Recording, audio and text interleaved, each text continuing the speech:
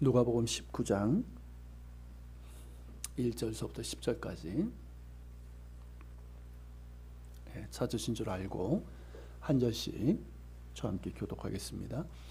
예수께서 여리고로 들어가 지나가시더라.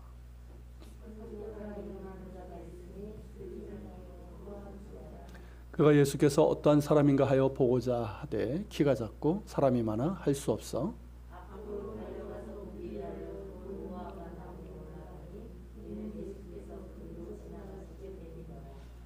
예수께서 그곳에 이르사 쳐다보시고 이르시되 삭개오야 속히 내려오라 내가 오늘 내 집에 유하여 하겠다 하시니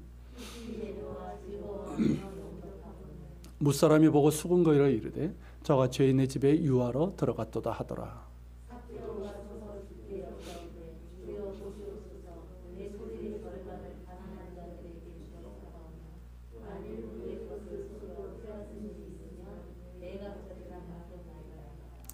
예수께서 이르시되 오늘 구원이 이 집에 이르렀으니 이 사람도 아브라함의 자손이미로다.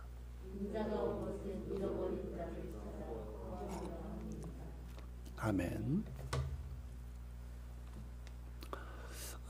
교회학교 어린이들이 제일 좋아하는 이야기 중에 하나가 삭개오 이야기일 겁니다. 이게 연극 소재로도 참 재밌는 내용이고요. 그리고 이제 삭개오를 주인공으로 한 노래도 있죠. 아십니까? 그거? 키 작은 삭개오 뽕나무에 올라갔지 뭐 이런 노래 있어요. 이렇게 율동하면서 하는 아주 재밌는 노래인데 어린이들이 삭개오를 좋아하는 이유가 뭘까 생각을 해보면 자기들과 처지가 비슷해요. 그러니까 아이들도 이제 키가 작으니까 이렇게 뭘 보려고 하는데 어른들이 쫙 있으면 볼 수가 없잖아요. 그런 이제 처지가 비슷한 것도 있고, 그리고 나무에 올라가는 게 더 재밌지 않습니까? 그래서 이제 아이들이 삭개오를 좋아하는 것 같아요. 교회 어른들도 대부분 삭개오에 대해서 공감을 합니다. 그러니까 우리는 이제 체면을 좀 많이 따지잖아요. 그래서 이제 망설일 때가 많은데 삭개오는 예수님께 더 가까이 나가기 위해서 체면을 무릅쓰고 나무에 올라갔습니다. 그러니까 어른임에도 나무에 올라갔던 삭개오의 그 심정을 우리가 좀 알거든요. 그리고 삭개오에게서 또 우리 자신의 모습을 보기도 하고, 그래서 이제 어른들도 이 삭개오를 좋아합니다. 그러니까 꽤 인기 있는 사람이에요, 삭개오는. 그런데 그 당시는 어땠을까요? 삭개오는 전혀 인기가 없었습니다. 당시 여리고 사람들은 삭개오를 좋아하지 않았어요. 여리고뿐만 아니라 온 유대 땅에 있는 사람들이 가장 싫어하고 혐오하고 경멸하던 그런 부류의 사람이었습니다. 삭개오는 세리장입니다. 세리들 중에 우두머리라는 것이죠. 여러분들 알듯이 당시 유대인들은 세리를 경멸했고 바리새인들은 죄인 중에 죄인으로 그렇게 이제 정죄를 했습니다. 예수님 당시는 이스라엘은 이제 로마의 식민지였죠. 그리고 이제 로마의 평화, 팍스 로마나라고 하는 이 로마의 평화의 시대였는데 로마 제국 전역에 민족들 간의 전쟁이 사라졌어요. 그리고 이제 산적이나 해적이 이제 토벌되고, 그리고 이제 도로들이 다 모든 길은 로마로 통한다고, 그렇게 도로들이 이제 정비가 되고, 그러면서 이제 사람들이 자유롭게 오가고 교육이 활성화되면서 최고의 번영을 구가하던 시대였습니다. 그때가 이제 로마의 평화라고 하던 그 시대였어요. 그런데 이 로마의 평화는 그저 된 게 아니죠. 강력한 군대와 많은 세금으로 이루어진 거예요. 그러니까 많은 세금을 바쳐면 되는 거죠. 그리고 그 세금을 걷어들이는 일을 맡았던 이들이 바로 세리였습니다. 그러니까 이 로마가 이제 부여한 권한이죠. 그리고 이제 헤롯 왕가를 위한 세금도 걷어들였어요. 그러니까 이 세리들에게는 막강한 권한이 있었습니다. 유대인들은 세금을 내는 것이 싫어했죠. 로마에 내는 거고 헤롯 왕가에 내는 거니까 당연히 싫어했지만 방법이 없었어요. 내야만 했어요. 지금도 조세 저항이 있고, 그리고 이제 세금은 좀 이 법적인 강제성이 있지 않습니까? 그리고 기업을 경영하는 분들이 가장 두려워하는 게 세무조사잖아요. 근데 방법이 없죠. 근데 이제 당시 세리들은 자신들에게 부여된 이 권한을 악용을 했습니다. 왜냐하면 이 로마 정부나 헤롯 왕가가 이렇게 주는 정해진 급여가 있었던 것이 아니에요. 어떤 세금이 있으면 그 세금에다가 약간을 더 붙여가지고 그걸 자기 수입으로 소득원으로 이렇게 잡는 구조였거든요. 그런 까닭에 더 많은 세금을 징수하고자 하는 유혹을 받게 되는 거죠. 처음에는 양심의 꺼리낌을 느끼겠지만 돈이라는 것이 어떻습니까? 한번 그런 식으로 하게 되면 그 다음서부터는요, 양심을 삼켜버리는 거예요. 그래서 정해진 세금보다 더 많은, 그러니까 약간이 아니라 더 많은 세금을 징수하고 세리의 경력이 쌓일수록 어떻게 될까요? 부자가 되는 거예요. 그런데다 사람들은 자신들을 뭐라고 얘기를 합니까? 로마의 합잡이라고, 헤롯의 개라고, 변절자 매국노라고, 더러운 일을 탐하는 도둑놈들이라고, 죄인 중에 죄인이라고 그렇게 취급하고 경멸하고 혐오하고 정죄하고, 그러니까 돈을 많이 모아서 부자가 되는 것이 오히려 더 낫다라고 생각을 했을 거예요. 왜일까요? 돈이 가져다주는 힘이 있잖아요. 모두가 자신들을 경멸하고 혐오하고 욕하지만 힘이 있기 때문에 함부로 할 수 없는 것이죠.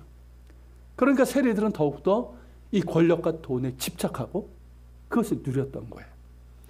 그리고 삭개오는 일반 세리가 아니에요. 세리장이에요. 우두머린 세리장입니다. 그러니까 세리장은 권한도 더 많았고 다룰 수 있는 세금도 많았고 또 일반 세리들이 상납하는 돈도 받았단 말이죠. 게다가 여리고의 세리장이에요.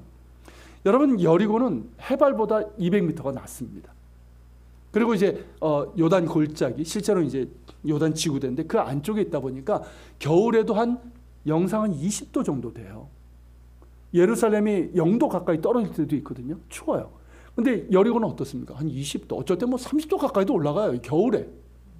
그러니까 따뜻하니까 헤롯의 겨울 궁전이 여리고에 있었어요. 그러니까 겨울만 되면 거기 있었던 거예요. 그리고 이제 길목입니다. 서쪽으로는 이제 예루살렘이고 동쪽으로 하면 요단 동편이고 남쪽으로 쭉 내려가면 홍해를 거쳐서 이집트나 에티오피아로 갈 수 있는 거고요. 아라비아로도 빠질 수 있고 북쪽으로 갈릴리로 올라가게 됩니다.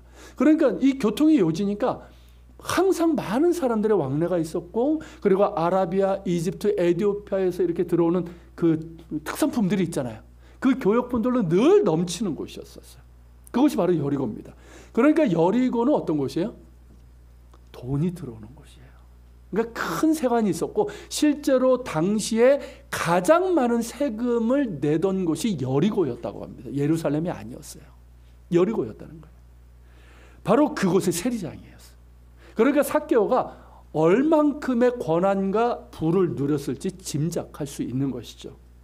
자, 그렇게 모은 돈으로 어떻게 했을까요? 정치해야죠. 헤롯 왕과 정치인들, 거기 궁전이 있으니까. 그리고 로마의 장교들, 그들에게 정기적으로 상납도 하고 또 뇌물도 주면서 자기의 권력, 그러니까 그 대가로 받는 것들이 있잖아요. 그 권력들 많은 혜택을 누렸을 거예요.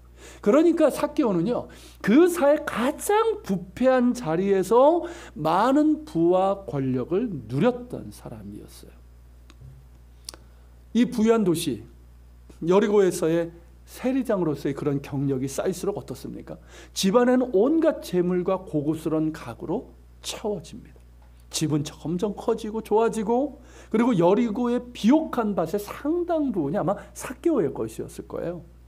쌓이는 재물로 인해서 화려하고 고급스러운 옷을 입고 기름진 음식을 먹고 많은 하인을 두고, 그리고 이제 열심당원들 아시죠?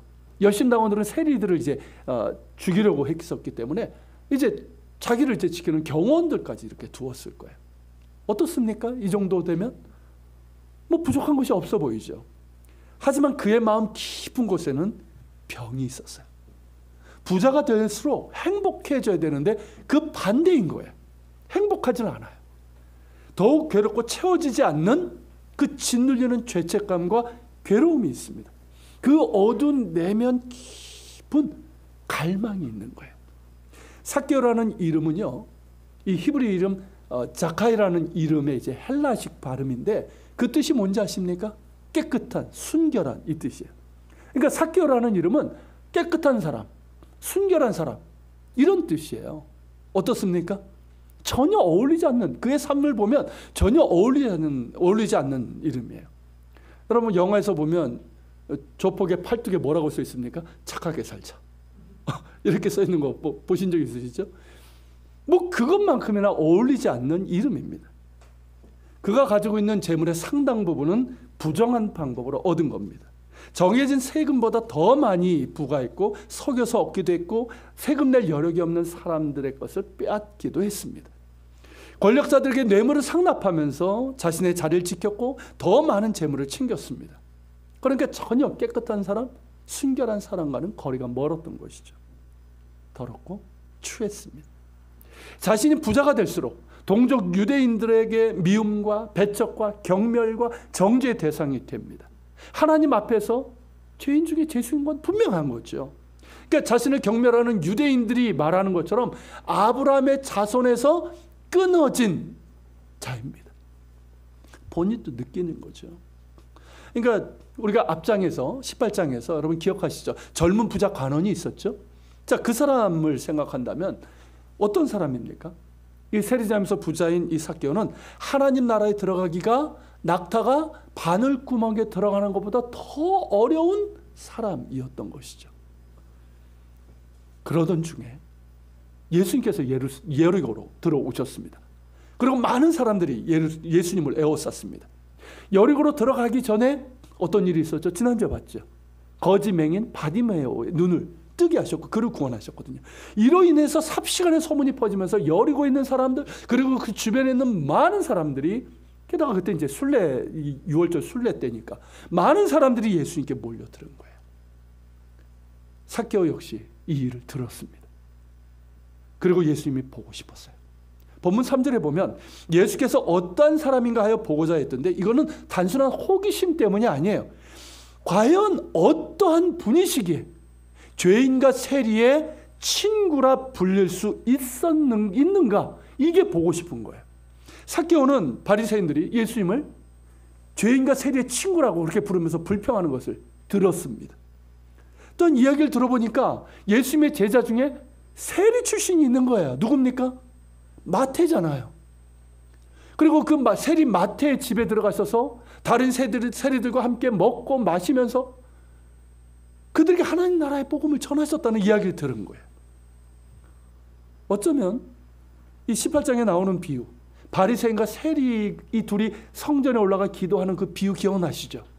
그 비유에서 누가 생각해도 바리새인이 의롭다라고 생각을 했을 텐데 자신을 의롭다고 하는 바리새인이 아니라 고개를 들지도 못하고 자신이 죄인임을 고백하면서 자기를 불쌍히 여겨달라고 하는 이 세리가 하나님 앞에 의롭다함을 받는다는 이 말씀. 물론 직접 들었지는 않았겠지만 간접적으로 들었을지도 모릅니다. 과연 어떤 분이시기에 도대체 어떤 분이시기에 나 같은 이 세리의 친구라 하실 수 있고 또 나 같은 세리가 하나님 앞에 의롭다 인정을 받을 수 있는가 그런 말씀을 하실 수 있었는지 너무 궁금한 거예요. 그리고 자신을 짓누르고 있는 이 죄의 문제, 그 무엇으로도 채워지지 않는 영혼의 갈증, 이것이 예수님을 통해서 해결될 것 같습니다. 너무 보고 싶은 거예요. 너무나 보고 싶은 거예요. 타는 목마름으로. 예수님이 너무나 보고 싶었습니다. 하지만 사람들이 너무 많아요. 게다가 키가 작았습니다. 까치발을 해도 볼 수 없을 만큼 키가 작았던 것 같습니다. 마른 사람들로 인해서 볼 수가 없었는데 그렇다고 사람들 틈을 비집고 들어가기엔 너무 위험이 큽니다. 지금 사실 밖으로 나온 것도 굉장히 위험한 상황입니다. 사람들이 자신을 싫어했을 뿐만 아니라 그 몰려든 사람들 중에는 누가 있을까요? 열심당원들. 세리를 죽이려고 하는 열심당원들이 있을 것이기 때문입니다. 그러니까 사람들 틈을 비집고 들어가는 것은 목숨을 내놓는 것 같습니다. 매우 난처한 상황입니다. 그런 그의 눈에 나무 하나가 보인 거예요.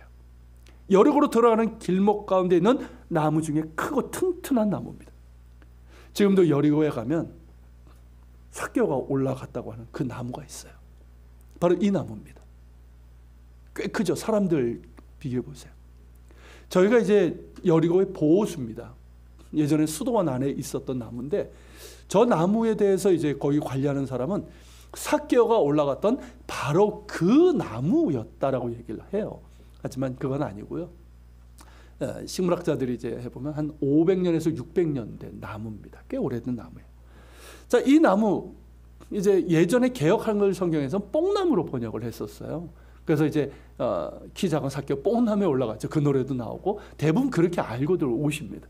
하지만 우리나라에서 볼 수 있는 뽕나무가 아니고 돌무화과 나무예요. 시카모어라고 하는 전혀 다른 종류입니다. 그래서 우리 개역 개정에는 돌무화과 나무라고 번역을 해놨죠. 자, 이 나무는 보시는 것처럼 저렇게 크진 않았고요. 삭개오를 얻은 나무는 굉장히 이제 가지가 넓고 튼튼합니다. 그러니까 오르기가 쉬웠을 거예요. 그 나무에 올랐습니다. 세리장인이 나이도 들었겠죠. 그 나이에 올랐습니다. 근데 삭개오만 올랐을까요?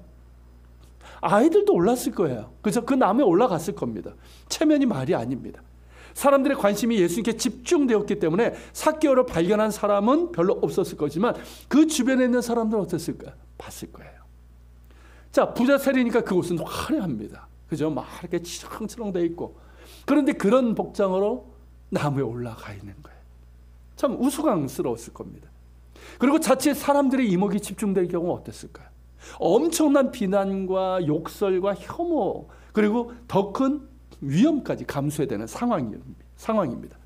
사람들에게는 정말 우스꽝스러운 꼴불견으로 보였겠지만 삭개오에게는 절체절명의 순간이었습니다. 자신의 영혼의 문제거든요. 이 문제를 해결해야만 했기 때문입니다. 그 어떤 것으로도 채울 수 없는 이 영혼의 갈망이 있었기 때문에 그는 우스꽝스럽고 위험하기 그지없는 상황에 자신을 던질 수 있었던 것이죠. 그런데 그런 자신을 예수님께서 보신 거예요. 그냥 보신 것이 아니라 그가 올라가 있는 나무 밑에까지 오셔서 쳐다보시면서 삭개오야 속히 내려오라. 내가 오늘 내 집에 유하여 하겠다. 그렇게 말씀하신 거예요. 여러분, 삭개오가 이걸 예상했을까요? 전혀 예상하지 못했어요. 자신의 이름을 아시는 것조차, 그러니까 자기의 이름을 부르신 것조차도 지금 놀랄 판인데 오늘 자기 집에 들어와 머무시겠다고 하시니 너무나 놀라고, 이게 꿈인가 생신가 할 정도입니다.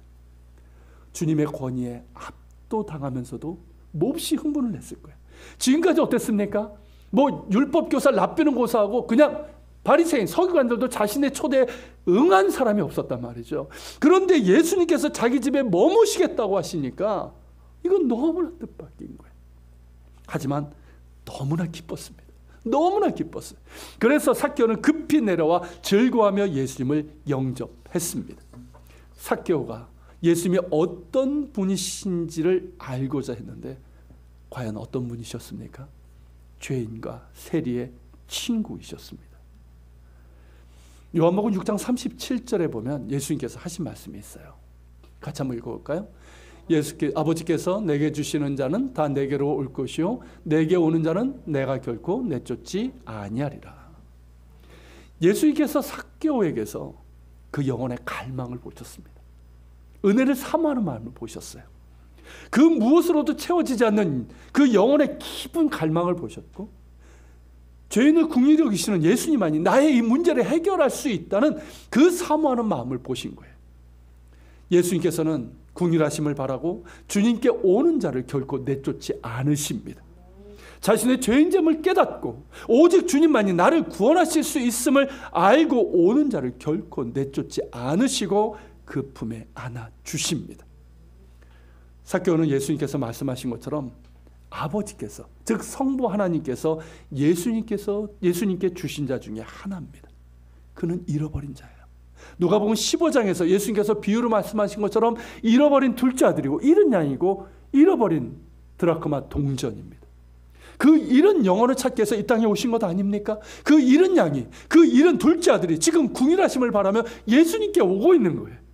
그러기에 예수님께서 삭개오를 부르셨고 그의 집에 머무시겠다고 하신 겁니다.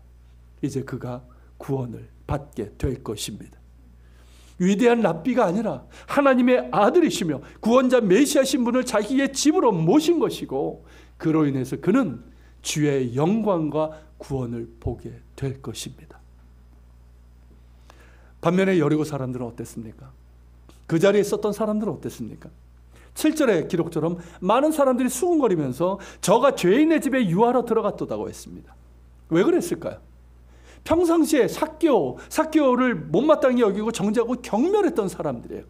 그런 그에게 하신 예수님의 말씀과 행동은 도대체 이해가 되지 않는 거죠. 못마땅할 뿐만 아니라 이해가 되지 않는 행동입니다. 다른 사람도 아니고 어떻게 삭개오냐는 것이죠. 이해가 안 되고 매우 못마땅합니다. 하지만 그들은 예수님께서 의인을 부르러 오신 것이 아니라 죄인을 불러 회개시키러 오셨다는 것을 깨닫지 못했습니다. 그리고 그들 자신이 구원이 필요한 죄인이라는 것을 깨닫지 못했는 거죠. 자신이 죄인임을 깨닫지 못하면 늘 정죄합니다. 비난합니다. 주님이 이해가 안 되죠. 자, 8절에 보면 삭개오가 서서 주님께 이렇게 말합니다. 같이 읽어볼까요? 삭개오가 서서 주께 여짜오되 주여 보시옵소서 내 소유의 절반을 가난한 자들에게 주겠사오며 만일 누구의 것을 속여 빼앗은 일이 있으면 내 갑절이나 갚겠나이다. 자, 이 말을 언제 했을까요? 아마도 삭개오 집에 들어가서 그렇게 주님과 시간을 보낸 후에였을 거예요. 예전처럼 그와 함께 먹고 마시고 그러면서 하나님 나라의 복음을 전하시고 그럴 때 했던 말일 것 같아요. 자, 삭개오의 말을 보면 만일 누구의 것을 속여 빼앗은 것이 있으면 당연히 누구의 것을 속여 빼앗았겠죠. 뺏은 일이 있으니까 이 얘기를 하는 거야. 4배로 갚겠다는 겁니다. 근데 여러분 구약의 레위기나 이런 배상법이 있어요. 거기에 보면 그 액수의 5분의 1을 더해서 갚게 돼 있어요. 쉽게 얘기하면 자 5만 원을 내가 속여서 뺏었어요. 남에게서. 그러면 5분의 1이니까 뭡니까? 10,000원이죠. 맞습니까? 그걸 이제 얹혀가지고 6만 원을 주면 되는 거예요. 근데 삭개오는 뭐라고 합니까? 거기에 4배, 그러니까 얼마에 5만 원이라면 20만 원을 내가 보상하겠다는 거예요. 배상을 하겠다는 거예요. 게다가 자기의 소유의 절반을 가난한 자들에게 주겠다는 것입니다. 소득의 절반이 아니에요. 소유의 절반이에요. 이걸 어떤 분이 계산한 걸 제가 예전에 들었는데 정확하게는 제가 기억을 못합니다만은 이걸 계산해 보니까 삭개오 재산의 거의 10분의 8, 10분의 9에 해당하는 거를 다 배상하고 가난한 자들에게 나눠 주었다. 어쩌 그랬을 것 같아요. 보면. 그리고 여기 사용된 언어를 원어로 보면 현재형이에요. 그러니까 제가 나중에 앞으로 기회가 되면 그렇게 하겠습니다라는 것이 아니라 지금 바로 하겠습니다라는 거예요. 그리고 삭개오가 한 이 말은요. 예수님께서 그렇게 하라고 하신 게 아니에요. 하라고 하셔서 대답한 게 아니라는 거죠. 그 스스로 그가 먼저 이렇게 하겠다고 한 거예요. 즉 예수님께서 보여주신 그 사랑, 그 은혜에 너무 감사해서 참된 회개를 보여주고 있는 것입니다. 이에 예수님께서 뭐라고 선언하십니까? 같이 읽어볼까요? 9절, 10절. 예수께서 이르시되 오늘 구원이 이 집에 이르렀으니 이 사람도 아브라함의 자손이미로다. 인자가 온 것은 잃어버린 자를 찾아 구원하려 함이로다. 삭개오가 예수님을 진심으로 영접하고 회개했음을 보여주는 것이 바로 이 재물에 대한 태도의 변화예요. 재물은 그에게 있어 하나님이었습니다. 그의 절대적인 가치였어요. 사람들이 자기를 경멸해도 재물이 있었기 때문에, 돈이 있었기 때문에 함부로 하지 못했던 거예요. 재물은 그에게 있어서 힘이었고 자신을 지킬 수 있는 보호장치였습니다. 그러니까 어떻습니까? 목숨과 같은 것이 바로 재물이었던 거예요. 하지만 재물로 채워지지 않는 영혼의 갈증이 있습니다. 그렇죠? 이게 인간의 실존 아닙니까? 그 무엇으로도 채워지지 않는 갈증이 있단 말이죠. 그리고 더 많이 가질수록 짓누르는 죄책감과 고통이 있었습니다. 죄 용서받고 싶고 구원받고 싶었습니다. 그리고 그의 구원이 그에게 임한 거예요. 예수님께서 그를 받아주셨습니다. 죄인 중에 죄인인 그를 받아주셨고 하나님의 사랑으로 그를 품어주신 거예요. 그의 죄를 용서해 주셨고 그의 영혼의 기쁜 갈망을 채워주셨습니다. 그러기에 그렇게 말할 수 있었던 거예요. 죄 용서받은 자, 참된 회개를 통해 구원받은 자의 결단이고 순종입니다. 즉각적인 순종이고 실천이에요. 이제 주인이 바뀐 거죠. 그렇죠? 그 이전까지는 누가 주인이었습니까? 재물이었어요. 그러나 이제는 하나님이에요. 재물에서 하나님으로 주인이 바뀐 거예요. 이제 우선순위가 바뀌었습니다. 예전에는 돈이 우선이었죠.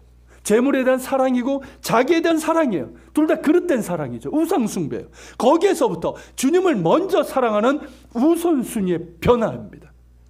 가치 기준이 바뀐 거예요. 예전에는 돈이 가치의 기준이었어요. 모든 것이 돈이에요. 그것이 가치예요. 그리고 자기가, 그리고 세상적인 것이 가치의 기준이었지만 이제는 하나님 나라의 가치가 기준이 된 거예요. 이제 어떻습니까? 하나님 나라에 들어갈 자가 된 거예요. 할렐루야. 예수님의 말씀처럼 오늘 구원이 그에게 임했고 그도 하나님의, 이 아브라함의 자손, 즉 하나님 나라의 백성이 되었습니다. 앞장에서 젊은 부자가 하는 이야기 여러분 기억하시죠? 자기 의를 주장하고 그 재물과 하나님을 겸하여 섬기던 것을 결국 포기하지 못하지 않았습니까? 돌이키지 못한 그 사람과 비교해 보면 삭개오는 참된 회개를 보여주었고 그로 인해 구원이 임한 거예요. 여러분, 이것이 삭개오 이야기인데요, 여기에서 우리는 한 개인의 변화, 그리고 나아가서 가족과 공동체, 지역사회 변화까지 어떻게 나타난지를 볼 수가 있습니다. 그 시작은 뭡니까? 하나님의 은혜예요. 예수 그리스도의 구원의 은혜입니다. 죄 용서의 은혜이고 구원의 은혜입니다. 이 은혜가 죄인을 변화시킵니다. 과연 무엇으로 삭개오라는 이 사람이 바뀔 수 있을까요? 세리장이 엄청난 부자였던 삭개오는 예수님께서 앞장에서 말씀하신 것처럼 하나님 나라에 들어가기가 낙타가 바늘구멍에 들어가는 것보다 더 불가능했던 사람이었어요. 그런데 그가 구원받았어요. 하나님 나라의 백성이 되었어요. 완전히 새로운 사람이 되었어요. 무엇으로 된 겁니까? 그가 가지고 있는 돈입니까? 그가 붙들고 있는 권력자들입니까? 아니면 그 자신의 의로 된 것입니까? 아니에요.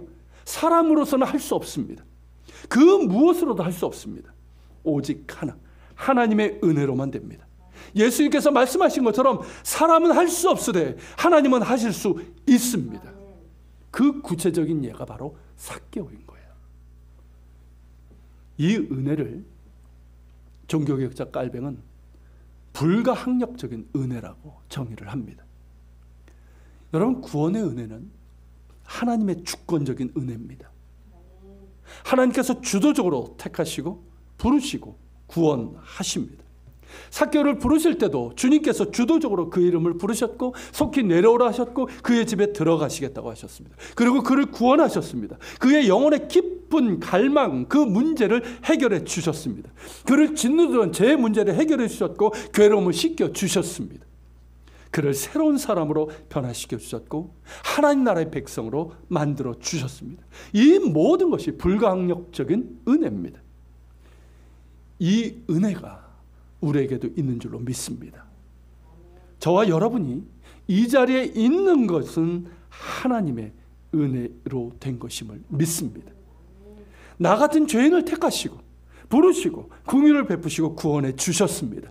그 은혜가 있었기에 내가 하나님의 자녀가 되어서 이렇게 하나님을 예배하며 새 사람이 되었습니다.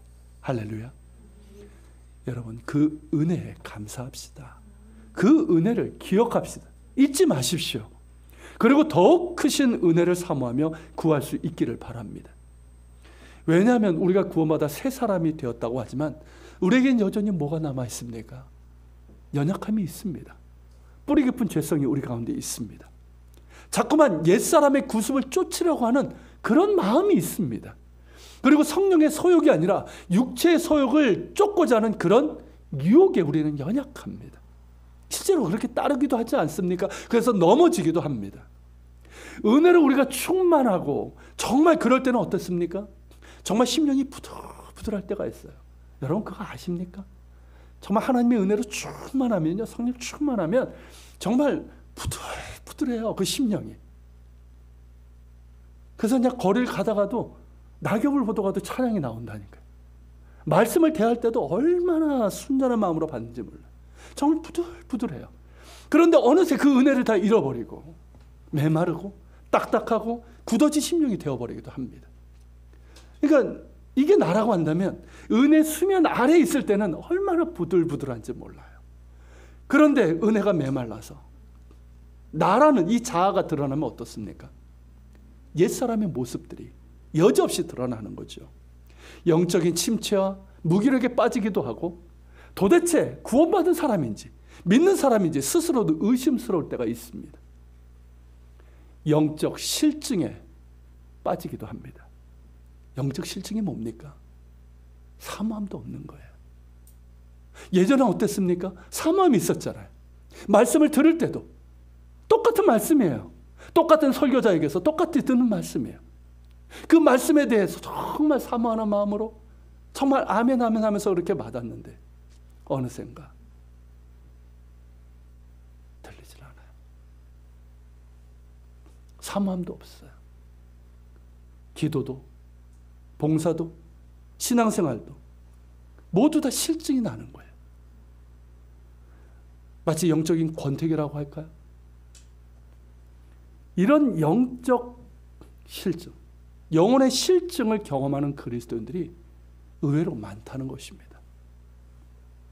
그런 상태로 머물러 있어서는 안 됩니다.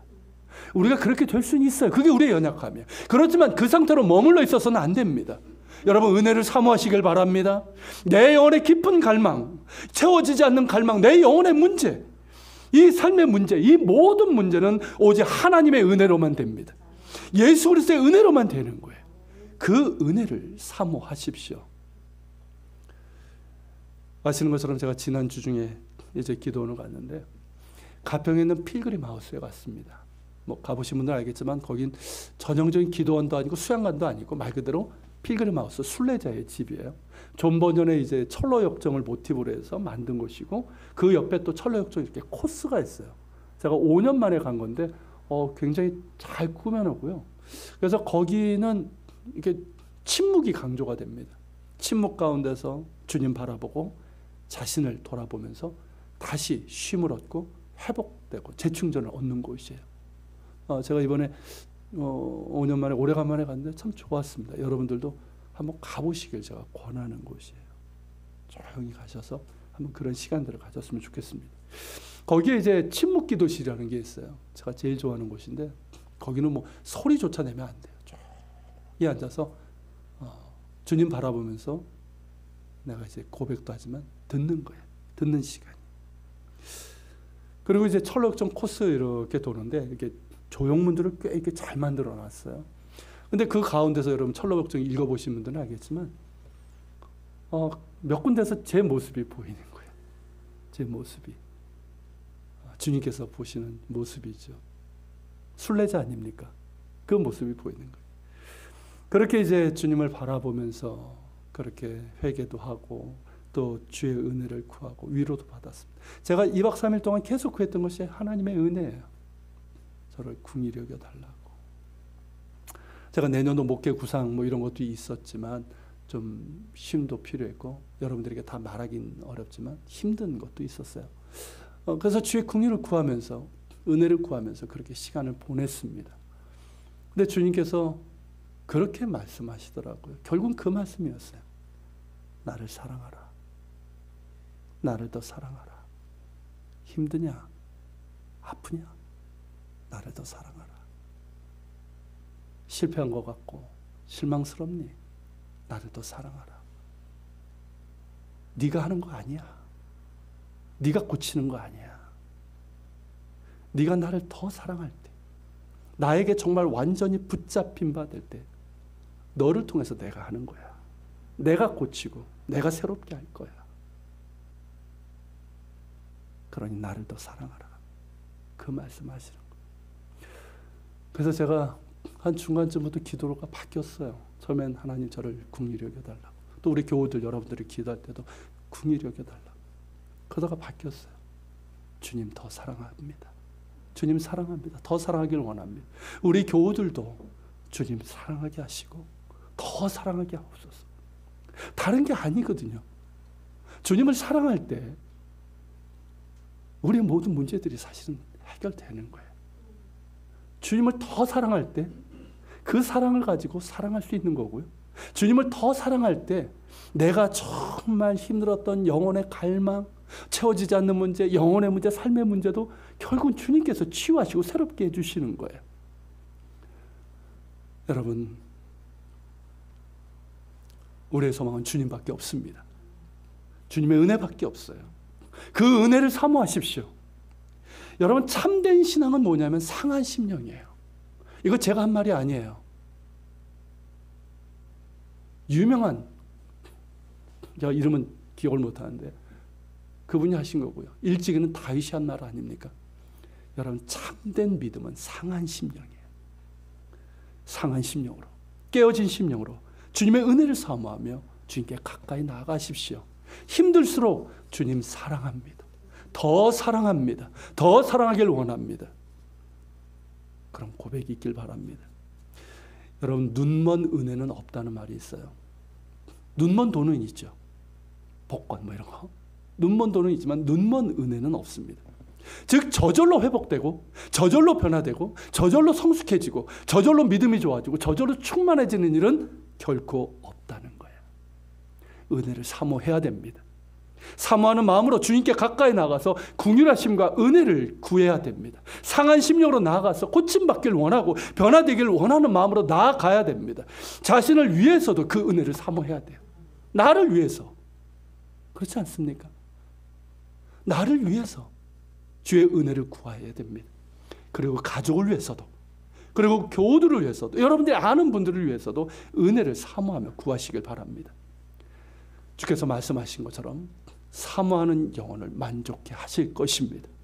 믿고 구하는 자에게 기쁨을 주실 것입니다. 구하는 자에게 주실 것이고 찾는 자가 찾을 것이고 두드리는 자에게 문이 열릴 것입니다. 그리고 참된 회개, 참된 믿음과 순종의 삶을 살아가야 됩니다. 여러분, 삭개오에게 구원이 선언된 때가 언제입니까? 그가 참된 회개를 했을 때고 그 회개는 즉각적인 순종으로 나타났습니다. 주님께서 그에게 속히 내려오라 했을 때 그는 지체 없이 내려왔어요. 그리고 주님의 사랑에 감사하며 자신의 죄를 회개했습니다. 막연한 회개가 아니에요. 감정의 회개가 아니에요. 구체적이고 즉각적인 순종과 실천으로 회개를 했습니다. 은혜 받은 자답게 이전의 모든 죄를 청산을 했고 사랑받은 자답게 그 사랑을 실천하는 삶을 살았습니다. 오직 하나님만이 나의 주인이고 주인으로 삼고 그렇게 올바른 우선순위와 가치 기준으로 새로운 삶을 살았습니다. 변화된 삶을 살았습니다. 우리는 삭개오가 주님께서 말씀하신 대로, 주님께 말한 대로 그렇게 실천했고 변화된 삶을 살았음을 능히 짐작할 수 있습니다. 변화된 그로 인해서 그의 가족도 예수님을 영접하여 구원받았을 것입니다. 비록 재산은 어떻게 됐을까요? 예전에 비해서 형편없이 적어졌지만 더 행복해졌어요. 훨씬 더 행복해졌어요. 그리고 그가 말한 대로 가난한 자들을 돕는 삶을 살았을 것입니다. 그로 인해서 여리고에 있는 많은 사람들이 감동을 받고 예수님을 믿고 영접하게 되었을 것입니다. 삭개오라는 한 사람의 변화가 그의 가족과 공동체와 지역사회를 변화시키는 힘이 된 것이죠. 바로 이것이 복음의 능력 아닙니까? 여러분, 이것이 바로 복음의 능력으로 구원받은 우리 그리스도인들에게서 기대할 수 있는 변화 아니겠습니까? 여러분, 실제로 성경과 기독교 역사를 한번 보십시오. 우리 주변을 보십시오.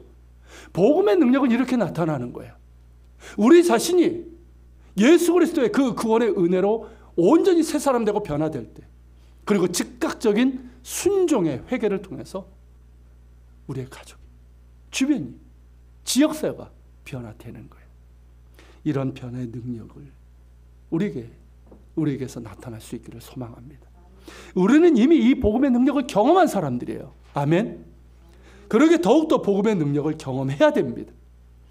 우리를 새롭게 하시는 하나님의 은혜를 더욱 날마다 사모하고 즉각적이고 순종이 있는 참된 회개 돌이킴이 있어야 되는 거예요. 그저 마음으로 생각하는 결단 소용없습니다. 그런 건 100만 번에도 아무런 변화가 나타나지 않아요. 즉각적인 순종이에요. 실천이에요. 그럴 때 변화가 나타나는 거예요. 그럴 때 여러분, 변화된 우리를 통해서 우리의 가정과 공동체가 변화되고 그들 역시 예수 그리스도의 복음을 믿게 되는 복음의 능력을 경험하게 될 줄로 믿습니다. 같이 기도합시다. 오늘 말씀을 기억하면서 같이 기도합시다. 주님, 삭개와 같은 상한 마음, 그 영혼의 깊은 갈망, 자신의 문제, 오직 주님만이 해결하실 수 있다는 그런 사모함, 상한 심령을 우리에게 허락하여 주옵소서. 이것이 우리의 믿음이 되게 하옵소서. 하나님의 은혜를 더욱더 구합니다. 지금의 내 모습을 돌아보며 나에게 필요한 것은 하나님의 은혜입니다. 그 은혜를 사모합니다. 그리고 주님, 참된 회개, 즉각적인 순종과 실천이 우리 가운데 있게 하옵소서. 그렇게 변화된 우리를 통해서 우리의 가정과 공동체가 변화되길 원합니다. 그들 역시 예수 그리스도의 복음을 믿게 되는 복음의 능력을 경험하기에 원합니다. 주님 도와주시옵소서. 오늘 말씀을 기억하면서 성령께서 여러분들에게 주신 마음에 따라 같이 기도하며 주님 앞에 나아갑시다. 살아계신 주님, 이 시간 기도하며 주님 앞에 나아갑니다. 거룩하신 주님, 우리를 붙드시고 함께 주시길 원합니다. 정말 아버지 하나님, 삭개오가 그랬던 것처럼 우리에게도 정말 주의 은혜를 사모하는 것 주시옵소서. 무엇이 우리를 변화시키겠나이까? 삭개오 같은 그런 죄인은 누가 무엇으로 변화되겠습니까? 오직 하나님의 은혜입니다. 예수 그리스도의 은혜입니다. 내가 변화된 것은 주의 은혜입니다. 그리고 지금의 나의 모습을 주님 보게 하시고 깨닫게 하시고, 주님 변화되길 원합니다. 일어서길 원합니다. 새롭게 되길 원합니다. 고침받길 원합니다. 은혜를 사모하게 하여 주시옵소서. 은혜를 사모하게 하여 주옵소서. 상한 심령으로 주 앞에 나가게 하시고, 주님 영혼의 심령 가운데 있는 사람들 다시금 일어서며 주님의 은혜를 삼아 나가게 하여 주시옵소서. 그런 가운데 그 은혜로 회복되게 하시고 일어서게 하시고, 또 주께서 말씀하시고 은혜 주신 대로 즉각적인 실천과 주님 순종 있게 하여 주시길 원합니다. 오 주님 도와주시옵소서. 주님 사랑합니다. 더 사랑하게 하시고, 주님 즉각적인 순종과 실천이 우리가 있게 하여 주시옵소서. 오 주님, 우리의 변화를 통해서 우리의 가정이 변화되고, 주님 우리의 공동체가, 하나님 우리 지역사회가 변화되는 복음의 능력이 우리를 통해서 나타나길 원합니다. 주님 도와주시고 인도해 주시옵소서.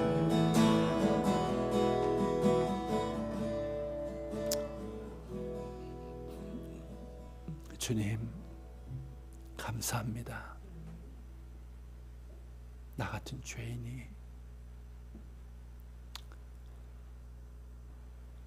이렇게 변화되어 하나님의 사랑 안에 있고, 서툴지만 때로는 넘어지지만 그래도 하나님의 말씀에 따라 살려 하고 하나님의 나라와 의를 구하는 삶을 살아가고자 그런 마음을 가지고 살게 하심에 감사합니다. 은혜를 알게 하셔서 감사하고 은혜에 합당한 삶을 살아가는 그런 믿음 주신 것도 감사합니다. 하지만 주님, 그렇지 못할 때도 많은 것이 사실입니다. 여러 가지 이유로 은혜가 메마르고 그 부들부들했던 심령이 딱딱한 메마른 심령이 되고, 영적 무기력과 침체, 심지어 영적인 실증에까지 이르는 것은 아닌지 모르겠습니다. 우리를 불쌍히 여겨 주시옵소서. 일어서길 원합니다. 다시 일어서길 원합니다. 새로워지길 원합니다.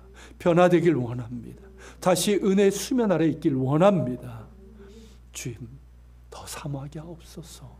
은혜를 사모하게 하시고 주님 사랑하게 하옵소서.